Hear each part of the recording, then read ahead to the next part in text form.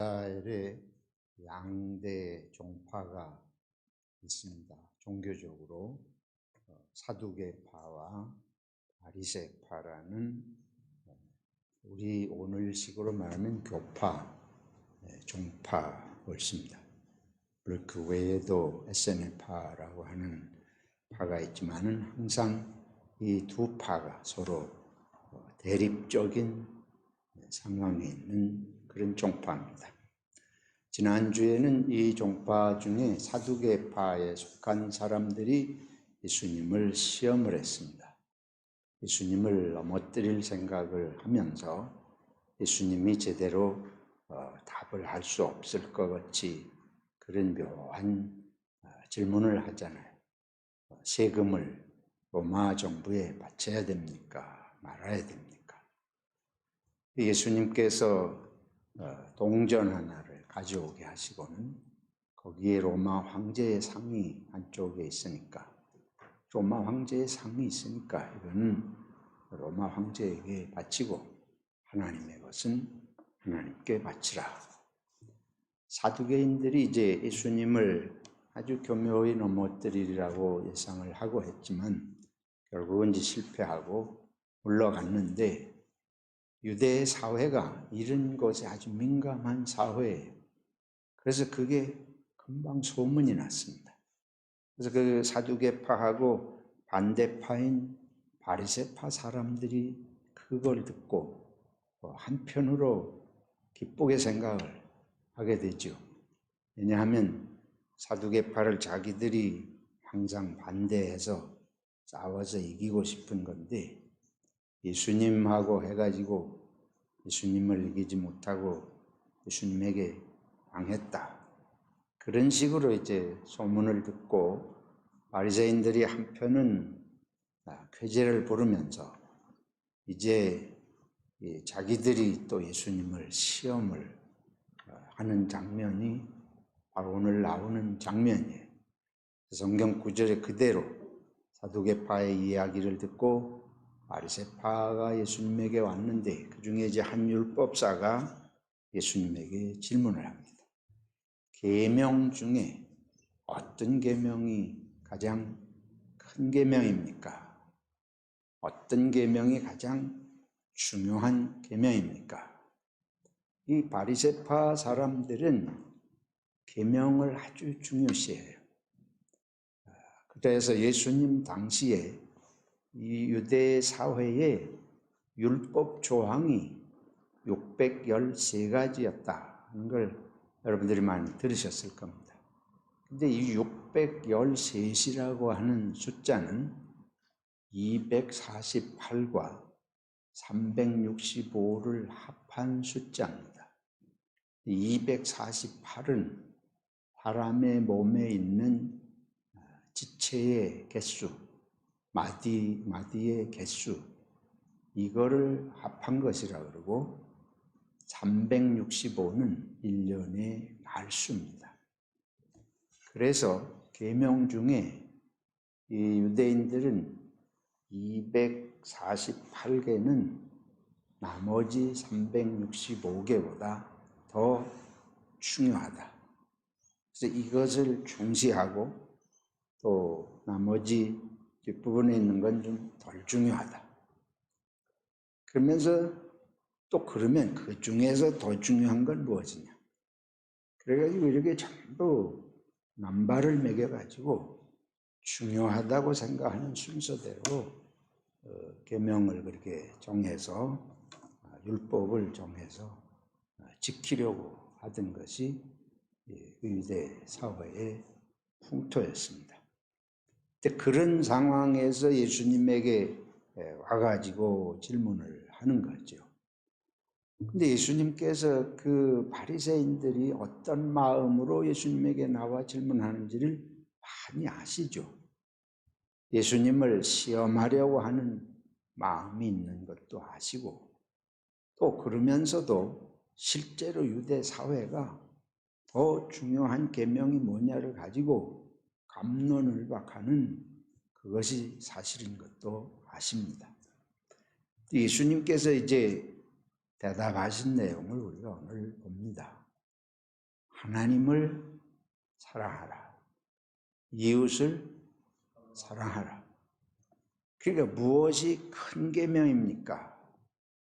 크고 작은 것에 이제 계명이 그렇게 많으니까 관심을 하는데, 예수님은 계명이 크고 작은 것에 그 계명이 더 크면 더 중요하고, 덜 중요하면 덜 그야말로 계명의 그런 중요성이 떨어지고, 이런 것에 빠져가지고 그걸 갑론을박 하는, 그거 예수님 보실 때 그거 자체가 문제를 안고 있다. 어떤 문제냐?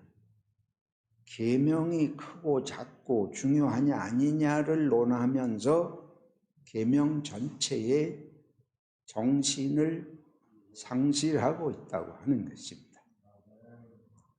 그러니까 우리가 그런 얘기 하잖아요. 숲에 들어가서 나무를 보되 숲을 보지 못하는 것 같이, 율법 조항 하나하나를 놓고 그걸 가지고 갑론을박을 하지만 율법 전체의 정신을 잃어버리는, 그것을 예수님은 이제 일깨우신 것입니다. 그래서 바리새인뿐만 아니고 당시 유대 사회 전체가 빠져들어 있는 그 문제점을 지적을 한 것입니다. 계명은 필요합니다. 계명이 중요해요. 그러나 계명의 정신을 잃은 계명은 인간에게 멍해가 되고 굴레가 되고 부담이 되고 짐이 될 뿐인 것입니다. 계명의 정신을 상실하면 나는 계명을 지키지 못한 것에 대해서 변명하려고 하는 생각에 집착하게 돼요. 다른 사람이 계명을 지키지 않는 것에 대해서 날카로운 눈으로 보게 되는, 무의식 중에 벌써 그렇게 되는 것입니다. 예를 들어서 한국 교회에서 오랫동안 교회 다니는 사람은 술 마시지 말아야 되고 담배 피지 말아야 된다. 제가 신학교 다닐 때에 감리교 교회 법에 목사 안수 받을, 신학교 졸업하고 전도사를 거쳐서 이제 목사 안수 받을 사람들에게 아주 법조항으로 음주, 술과 주초, 담배를 하지 않는 걸 아주 법적으로 금지 조항으로 그렇게 못을 받고 있었어요. 그래서 이 술, 담배 하는 사람은 목사 될 수 없다. 근데 그것은 한국의 모든 개신교의 교단을 막론하고 교파를 막론하고 다 똑같은 현상입니다. 그래서 무슨 현상까지 있는가 하면 교회에서 낙태를 하는 것보다도 무엇이 더 심각한 문제를 보냐면 술, 담배 하는 거예요. 그 통계 조사를 한 결과가 그렇게 나옵니다. 여러분 생각할 때 어떻게 생각하세요? 낙태가 심각한 문제예요? 술, 담배가 심각한 문제예요? 생각해보면 금방 할 수 있잖아요. 근데 교회 일반적으로 사람을 평가하는 기준은 술, 담배 하면 아주 이거는 엉터리. 목사가 술, 담배 하면 그건 돌목사. 군대에서 전 군목을 한 경험이 있는데 일반 사람들이 그렇게 불러요. 일반 사람 하도 그게 교회 다니는 사람 술, 담배 안 한다. 술, 담배 안 하는 게 교인의 상징이에요. 이게 율법주의 아닙니까? 기독교인이 된 정신을 싹 까먹고 술, 담배 하면 저건 가짜다. 뭐 두말할 게 없어요. 이제 쉽게 예를 들면 유대 사회가 그런 사회가 됐다 그 말입니다. 율법 조항들 하나하나 가지고 거기에 조금이라도 걸려들면 이거는 믿음이 없는 사람, 하나님을 잘 섬기지 않는 사람, 금방 남을 그렇게 정죄하게 돼요. 그러면 사회 분위기가 그런 걸 알면 남을 볼 때는 그렇게 서슴없이 정죄하고 비판하는 사회다 하는 걸 알면 내가 어떻게 하겠어요? 네. 그런데 걸려들지 않으려고 조심하는 거죠. 마음의 중심에서 율법 정신이 뭐냐가 아니고 이거 걸려들면 큰일 나는 거예요. 사회적으로 매장되고 가짜로 비판받고. 그래서 예수님께서 이런 바리새인들이 계명을 연구하고 잘 지키려고 하는 것이 필요한 것이지만은 사실은 그건 필요성을 넘어서서 오히려 율법 정신을 거꾸로 뒤집어 씌우는, 율법 정신하고 거꾸로 가는 율법 사회가 되었다. 이해가 되세요? 율법주의라는 게 율법 정신하고 거꾸로 가는 세상이 되었다. 얼마나 모순입니까? 그래서 예수님께서 율법이라고 하는 것은, 계명이라고 하는 것은 첫째는 하나님을 사랑하고 둘째는 이웃을 사랑하는 것이다. 그래서 하나님하고 이웃을 사랑한다 그러면 모든 것이 사랑이 전부라는 말씀이죠. 그래서 하나님께서 이스라엘 백성들에게 율법을 주신 것은 사랑하는 마음을 가지고 하나님을 섬기고 사랑하는 마음으로 사회를 이루고 섬기는 삶을 사는 것이 율법을 주신 의미다 하는 걸 예수님은 한마디로 일깨워 주신 것입니다. 그래서 이것이 너무너무 중요해. 그 사회 전체가 이거를 잃어버리고 율법에 아주 능통하다는 사람들, 그 사람들일수록 율법의 613가지를 다 순서별로 다 외우고 뭐 이러면 훌륭한 학자가 된 이런 상황이죠. 근데 저는 오늘날 교회도 그런 현상에 빠져 있는 것 같습니다. 지금 뭐 술, 담배 문제뿐만 아니에요. 신학을 왜 하는지 모르겠어요. 교파가 왜 생겼는지 모르겠어요. 신학교에서도 교리 공부를 좀 하고, 교리 공부가 뭐예요? 교리 공부가 이제 뭐 구체적인 얘기를 하면 아주 복잡해져요. 그 교리 가지고 죽기 살기로 싸우잖아요, 교회가. 그래서 장로교의 교리, 감리교의 교리, 침례교의 교리, 이거 가지고 다른 교단 사람들은 다 잘못되고 천국에도 못 갈 것 같아. 이런 정도까지 생각이 돼 있지 않아요, 실제로? 교인들을 그렇게 훈련을 시켰어요, 우리 목사들이. 그러니까 이 예수님 당시 유대사회의 율법사들하고 서기관들하고 다를 것이 하나도 없었다. 같은 기독교인들끼리도 교리가 뭐냐에 따라서 이건 원수같이 서로 상종하지 말아야 할 사람들인 것처럼 생각하게 되니까 거기 하나님 사랑이 어디 있고 저 사람이 하나님을 사랑하느냐 아니냐 그 별로 관심 없어요. 어떤 교리를 가르치고 어떤 교리를 배우느냐 이거 가지고 사람을 다 판단해.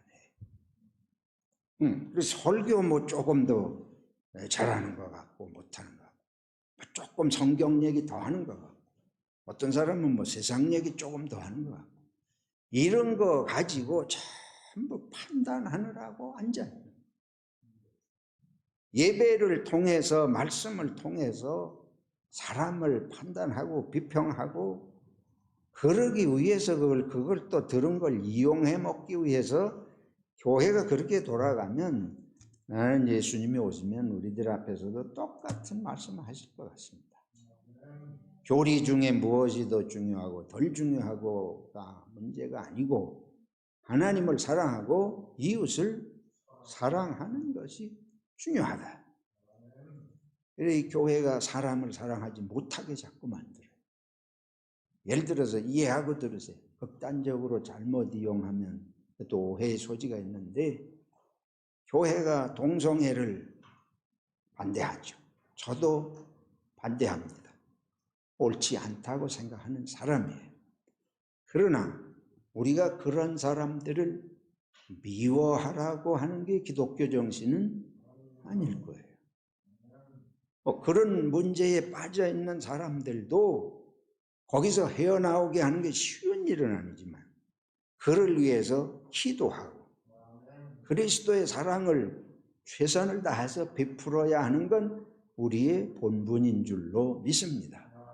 근데 그거 자체를 부인하면 아예 저 인간들은 상종하지 말아야 된다. 교회 근방에도 들어오지도 말아야 된다. 이러면 이거는 율법의 정신을 상실하고 율법 조항 가지고 옳고 그른 정죄에만 빠진 거와 같습니다. 그래서 제가 현실적으로 우리들 문제하고 관련해서 이해해야 되는 것이 쉽기 때문에 이런 말씀을 드리는 것이 옳습니다. 그러므로 율법의 정신은 크고 작은 것이 아니고 하나님을 사랑하고 이웃을 사랑하고 그러면 정말 사랑하고자 할 때에는 크고 작은 계명이 상관이 없어요. 예를 들어서 여기 이웃을 내 몸같이 내 몸에 손가락 하나 아파도 아픈 거예요. 발가락에 티눈 하나 생겨도 아주 아파요. 신경이 자꾸 쓰여요. 꼭 아주 심각하게 심장병이 걸려야만 고민이 되고 나머지는 아무렇지도 않아요. 안 그렇잖아요. 내 몸에 아무리 작은 것도 문제입니다. 사랑이라고 하는 것은 계명이 크고 작은 물론 그 더 중요하고 덜 중요한 게 있을 수 있지만은 그렇다고 해서 그것이 문제가 되는 것이 아니고 사랑한다고 할 때는 크고 작은 거 상관없이 모든 것을 유익하게 하려고 하는 관심이 있게 되는 것인 줄로 믿습니다. 둘째로 예수님께서 말씀하신 것에서 우리가 깨달아야 할 것이 있는데 하나님을 사랑하라. 근데 뭐라고 말씀하신 겁니까? 마음을 다해서, 목숨을 다해서, 뜻을 다해서 이렇게 말씀하시잖아요.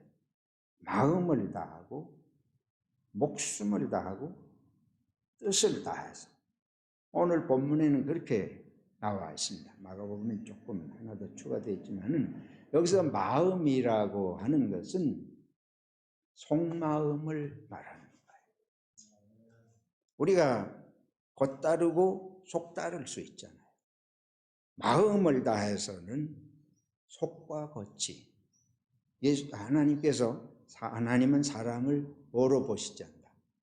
왜 뭐로 보시지 않는다. 내 마음 속에서도 사랑하고 겉으로도 물론.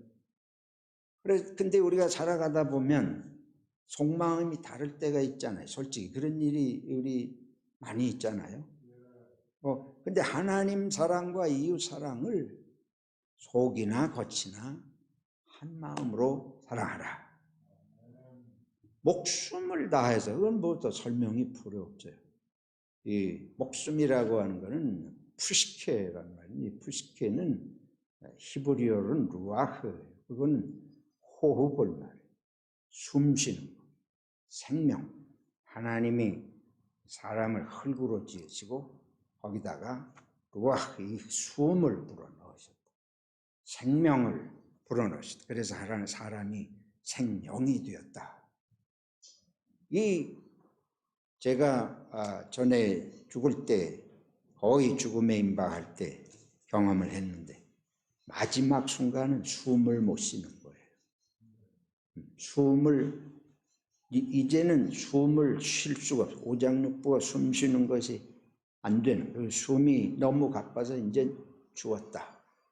그러니까 이 생명이 어디에 있는가 하면 호흡에. 경험을 해보면 이제 그렇게 느끼게 되는데 숨을 못 쉴 지경 이제는 끝났구나. 그러니까 이걸 모든 걸 다해서 근데 우리가 이 생명을 다하라고 하는 건 신체 부위의 모든 부분에 우리 그러잖아요. 이 뭐든지 조금 불편하고 힘없고 귀찮아지고 그런데 그런 것까지도 감수하면서 모든 걸 다 사랑하는. 세 번째는 여기 뜻인데 뜻은 생각을 말해요. 우리 생각과 지각. 그러니까 내가 생각이 있잖아요. 내 생명, 내 생각. 그런 거를 쉽게 말하면 포기하라는 거예요.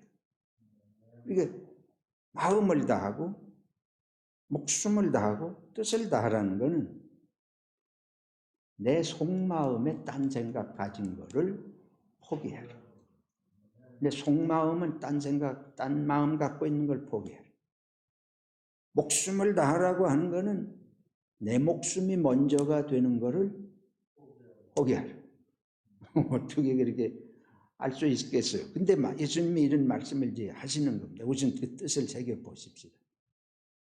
그리고 뜻을 다하라는 건 내 생각, 내 지각, 내 판단을 포기하라는 거예요. 그게 뭔고 하면 사실은 십자가입니다. 예수님이 자기 십자가를 지라 하실 때의 그 십자가라고 하는 거의 구체적인 표현은 이거예요. 마음, 속마음, 목숨, 내 생각과 판단을 다 포기하고 예수님 그래서 내 뜻대로 마옵시고 아버지의 원대로, 아버지의 뜻대로. 그러니까 하나님 사랑이라고 하는 것은 어떻게만 가능한가 하면 내가 하나님 안에 아주 하나다. 이게 속마음이 겉마음이 다르다 이게 아니고 하나다. 내 목숨이 다른 것보다 더 중요하다 이게 아니고 다 하나. 하나님을 향해서 속마음부터 목숨 다해서 내 판단이 없고 하나님이 말씀하시면 거기다 다 복종한. 성경이 복종이라는 말을 자꾸 쓰잖아요. 순종이라는 말을 자꾸 써요. 우리가 이제 오늘도 신명기 34장이 모세의 최후를 말씀하고 있습니다. 모세의 마지막 발걸음에 대한 말씀인데 출애굽기를 보면 모세를 통해서 계속 강조하는 게 있어요. 하나님께서 명하신 대로 하였더라. 그런데 모세의 일생이 그거예요. 하나님이 말씀하시는 대로, 하나님이 인도하시는 대로, 가라고 하시면 가고 멈추라고 하시면 하고, 그게 모세의 일생이었습니다. 근데 오늘 이 마지막 신명기 34장에 모세의 이야기가 기가 막혀요. 이제 여기 느보산이라고 있는데 비스가스산 또는 느보산, 저희가 이스라엘 갈 때에 거기를 다 가보게 됩니다. 근데 거기가 이제 가나안 땅이 멀리 보이는데 하나님께서 그 느보산 꼭대기에 모세를 세우시고 저 갈 길과 가나안 땅을 다 보여주셔요. 저기에 이제 갈 땅이다. 그동안 모세가 얼마나 참 이스라엘의 위대한 지도자로 헌신을 했습니까? 오늘 신명기에도 모세 같은 선지자는 다시 없었다 이렇게 기록을 하고 있습니다. 그래서 모세가 그렇게 참 하나님의 위대한 이스라엘 백성의 지도자인데 모든 걸 다 바쳐서 애굽에 가서 죽을지 살지 알 수 없는 위험한 일을 다 하고 이 백성을 홍해를 건너고 광야를 통과하면서 하나님이 모세를 도구로 사용하셨지 않습니까? 근데 느보산에 세우시고는 이제 갈 땅이 저 눈앞에 이제 보이는 데가 왔는데 그걸 보여주시고 하나님이 모세에게 뭐라 그러신고 하면 그러나 너는 저 땅에 들어가지는 못한다. 우리가 얼마나 안타까워요. 얼마나 답답해요.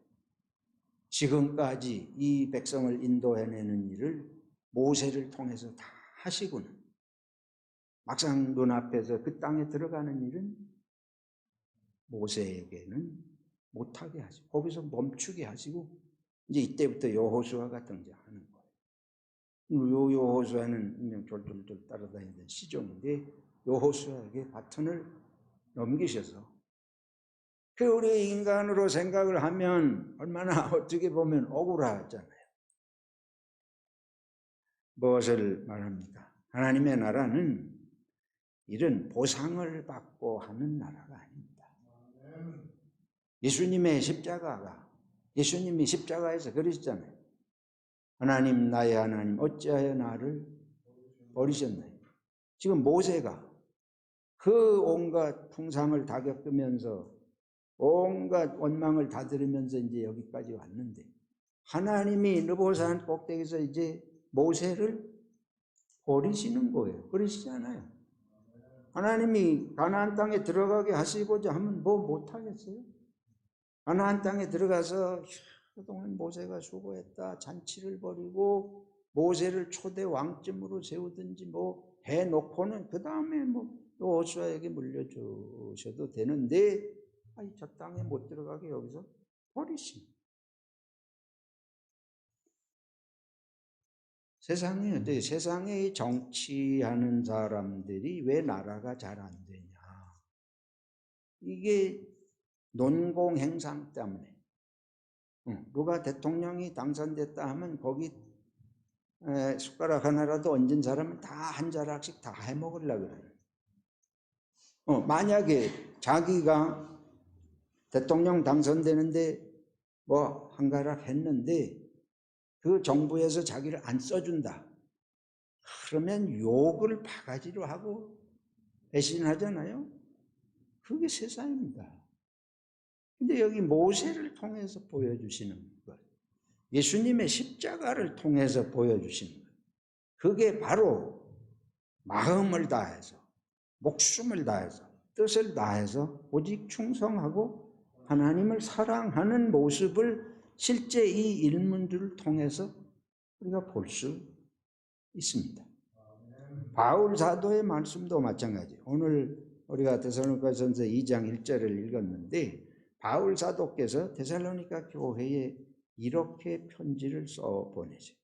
너희가 아는 바와 같이 우리가 먼저 빌립보에서 고난과 능욕을 당하였으나 복음을 전하는 길이 바울 사도가 뭐 대우를 받고 칭찬을 받고 이런 게 아니고 고난과 능욕을 당하는 길이에요. 그럼에도 불구하고 복음을 너희에게 전한 것은 3절에 우리의 권면은 간사함이나 부정에서 난 것이 아니요 속임수로 하는 것도 아니라 오직 하나님께 옳게 여기심을 입어 복음의 위탁을 받았으니 5절에 가서 너희도 알거니와 우리가 아무 때에도 아첨하는 말이나 탐심의 말을 쓰지 아니한 것을 하나님이 증언하시느니라. 그러면서 여기 표현하시기를 또한 우리는 너희에게서든지 다른 이에게서든지 사람에게서는 영광을 구하지 아니하였노라. 이게 바울 사도께서 복음을 전하는 태도를 본인이 어떤 마음으로 이 복음 전파의 길을 가셨는지를 아주 분명하게 말씀을 하고 있습니다. 데살로니가 성도들이 그거를 알지를 못하는 거예요. 근데 8절에 그래서 이렇게 말씀하죠. 그럼 내가 왜 이런 고난을 받고 능욕을 받고 하는데도 하느냐? 우리가 이같이 너희를 사모하여 하나님의 복음뿐 아니라 우리의 목숨까지도 너희에게 주기를 기뻐하며 너희가 우리의 사랑하는 자 됨이라. 사랑 때문에 이렇게 하신다는 것입니다. 그래서 예수님께서 하나님을 사랑하고 이웃을 사랑하는 데 있어서 하나님을 모든 것을 다해서 이렇게 사랑이라고 하는 건 사실은 그런 거예요. 저부터 생각하기에 그게 어떻게 가능하냐? 그게 어떻게 가능하냐 도대체? 그게 말씀은 그렇게 좋은 말씀이지만 어떻게 실제로 그렇게 되지도 않고 내 인생에서 그렇게 돼본 적도 없는 것 같고 될 것 같지도 않아요. 거기다가 또 하나님을 그렇게 사랑하라. 이거는 뭐 보이는 것도 아니니까 그냥 적당히 얼버무리고 갈 수 있을는지 모르겠는데, 이웃을 내 몸처럼 사랑하라. 이거는 사실은 더 황당한 얘기입니다. 이걸 어떻게 이렇게 해야지 이게 가능한 것인가? 이 말씀의 핵심은 여기에서 예수님이 하나님 사랑하라, 이웃 사랑하라, 한 가지가 빠졌어요. 누구를 사랑하라? 너 자신을 사랑하라. 이 얘기는 없잖아요. 이 오늘날 가끔 심리학을 하는 사람들이 자기 자신을 사랑하지 않는 사람은 이웃도 사랑하지 못한다. 먼저 자기 자신을 사랑해야 된다. 이런 얘기를 해요. 그러면 그 말이 그럴듯해 보여요. 근데 이것은 엄청난 오해입니다. 그러면 예수님께서 그런데 이렇게 하기 위해서 너 자신을 먼저 사랑하라. 예수님이 그렇게 말씀을 해 주셨으면 좋으셨을 텐데, 예수님은 그게 아니고 자기를 미워하라 그러시잖아요. 자기 십자가를 지고 나를 따르라 그러시고 자기를 미워하라 그러시지, 언제 예수님이 자기를 사랑하라는 말씀은 한 구절도 없지 않습니까? 예수님이 왜 그렇게 말씀을 하시는가? 우리가 이 오해하는 게 있어요. 요즘에 자기를 사랑하라는 말은 자기 자존감을 잃지 말라는 얘기입니다. 자기 존재 의미를 상실하지 말라는 거예요. 우리가 무의미한 존재는 아닙니다. 우리는 의미 있는 존재, 하나님께서 의미 있게 우리를 지어서 이 땅에 보내신 줄로 믿습니다. 그런데 성경이 말씀하는 것은 인간은 자기를 사랑하지 말래도 너무 자기에게 빠져 살아요. 우리는 나를 사랑하는 것이 아니고 내 중심적인 이기성에 사로잡혀 사는 것입니다. 그래서 만약에 자기 중심과 자기 이기성에 빠지는 그것을 극복을 하고, 그거의 반대는 이웃이, 하나님이 나의 삶의 전부라는 것을 의식을 하고 자기 중심성을 벗으라는 말이에요. 근데 그것이 내 존재의 의미 있게 해주는 것이라는 걸 성경은 말씀하는 것입니다. 내가 의미가 없어지는 거는 내가 나를 사랑하지 않기 때문에 내가 의미 없는 게 아니에요. 내가 나에게만 빠져서 이기적으로 살기 때문에 내 존재 의미가 없어지는 것입니다. 내 존재 의미가 확실하게 확보되는 길은 하나님을 사랑하고 이웃을 사랑할 때에 내 존재 의미가 있는 것입니다. 우리는 그렇게 할 수 있는 존재로 존재의 의미가 충분하게 지음을 받았습니다. 손이 의미가 없어요? 손이 의미가 없으면 손을 잘라보세요. 발이 의미가 없어요? 발을 잘라보세요. 우리 몸에 존재 의미가 없는 부분은, 지체는 단 하나도 없습니다. 우리 몸의 모든 존재는 존재 자체로 의미가 있습니다. 그러나 그 지체는 몸의 전체를 위해서 자기를 헌신할 때의 의미가 살아나는 거 아닙니까? 성경은 이걸 말씀하는 거예요. 자기 자존감의 회복과 이웃 사랑을 혼동해서는 안 됩니다. 우리들이 다시 한번 저나 여러분이나 그리스도인이 된 의미가 하나님 사랑하고 이웃 사랑하는 것에 모든 것이 다 들어있습니다. 이것을 망각하게 될 때에 내 속에 있는 이기심의 본성에 사로잡혀가지고 뒤죽박죽이 되어서 삶의 의미도 보람도 없는 것을 살게 되는 걸 생각하고, 그러면서 율법을 따져, 그러면서 교리를 따져, 교리를 배우는 데는 신학 박사가 되고 석사가 되고 별게 다 되면서 사람 사랑할 줄은 빵점이면 그건 무슨 신학자예요, 그러잖아요. 알아도 못하기 때문에 회개해야 되는데, 우리가 오늘 이 교파주의가 우리들이 교회의 율법주의가 사람을 사람 되지 못하게 하고 인간 사이를 사랑하게 하지를 않고 갈라놓고, 그래서 우리 한국교회가 그런 교리 중심으로 율법주의적으로 교인들을 가르쳐가지고 사회에 나가서 조화를 이루고 살 줄을 몰라. 교인들이 다 이기주의 욕을 먹어. 교인들이 자기들밖에 모르는 사람들, 자기들만 깨끗하게 지키면 된다고, 자기들만 술, 담배 안 하면 되는 인간들처럼, 그래서 세상하고 자꾸 이렇게 등을 지는 것처럼 분리주의적으로 이런 사고를 갖게 만들었는데, 그러니까 사회가 기독교를 싫어해. 왜? 먼저 기독교가 사회를 우습게 보고 평가절하고 세상을 나쁘게 보고 이렇게 내려다보는 식으로 하고, 우리가 생각을 좀 고쳐먹고 여기 이웃은 그리스도인끼리는 물론이지만 세상 사람을, 온 세상을 위해서 십자가를 지신 사람이 되신 예수님을 생각하고 우리가 기도하면서 우리 자신을 돌아보고 다시 한번 주님 사랑하고 이웃 사랑을 고백하는 저와 여러분 되시기를 축원합니다.